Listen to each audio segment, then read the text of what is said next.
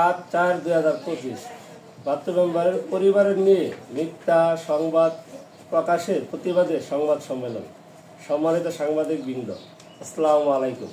আমি মোহাম্মদ জালাল সরকার, পিতা মৃত মাকতু মেম্বার। গতকাল 6 এপ্রিল আমি সহ আমাদের পরিবারের বড় ভাই বাহাত্তর মেম্বার সহ পরিবারের সবাইকে জড়িয়ে পলাশ মিয়া পিতা শাহজাহান একটি সংবাদ সম্মেলন করেন। সংবাদ সম্মেলনের যাবতীয় তথ্য ভুয়া ও বানোয়াট, আমরা এর তীব্র নিন্দা জানাচ্ছি। আপনারা গ্রামবাসীর মাধ্যমে তথ্য নিয়ে দেখবেন, আমার বাবার জনপ্রিয়তার কারণে ওয়ার্ড মেম্বার নির্বাচিত হয়েছিলেন। তার এই ধারাবাহিকতায় আমার বড় ভাই বাচ্চু মিয়া মেম্বার নির্বাচিত হই।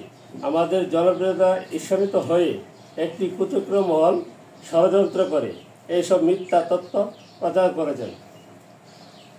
পলাশ মিয়া একজন সন্ত্রাসী, চোর ও ডাকাত, গ্রামের 3 মার্ডারের আসামি। পলাশ সে তার বিবাহিত বউ এর মামলার আসামি। পলাশ সাবেক উপজেলা মহিলা ভাইস চেয়ারম্যান স্বামী হাবিবুর রহমান, সফর মিয়া, ইগন, মনির এবং ফরিদ মিয়া, রুবেল, হুকন ও শাহজাহান কুপরামর্শে আমার পরিবারের ক্ষতি করার চেষ্টা করছে। আমি পরিবারের নিরাপত্তা চেয়ে গত 10/2/2025 রবীন্দ্রনাথ থানায় পলাশকে বিবাদী করে অভিযোগ দাখিল করি।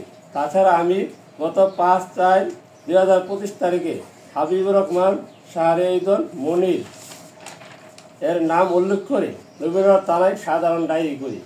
আমি জালাল সরকার মালয়েশিয়া থাকায় অবস্থায় হাবিব আমাকে প্রবাসে হত্যার জন্য লোক ভাড়া করে, যার সাক্ষী হাবিবের শালক আলামিন। পলাশ আওয়ামী লীগের একজন সন্ত্রাসী, সে সাবেক প্রধানমন্ত্রী খালেদা জিয়ার গাড়ি বহরে ঢাকা হামলা করে গত 25 এপ্রিল 2015 হামলা করেছিল। হাবিবুর রহমান দুদকের দুর্নীতি মামলার আসামি। আমি ও প্রশাসনের নিকট এর সুষ্ঠু তদন্ত সাপেক্ষে বিচার চাই। আপনাদের মাধ্যমে সত্য প্রকাশ করার অনুরোধ করছি।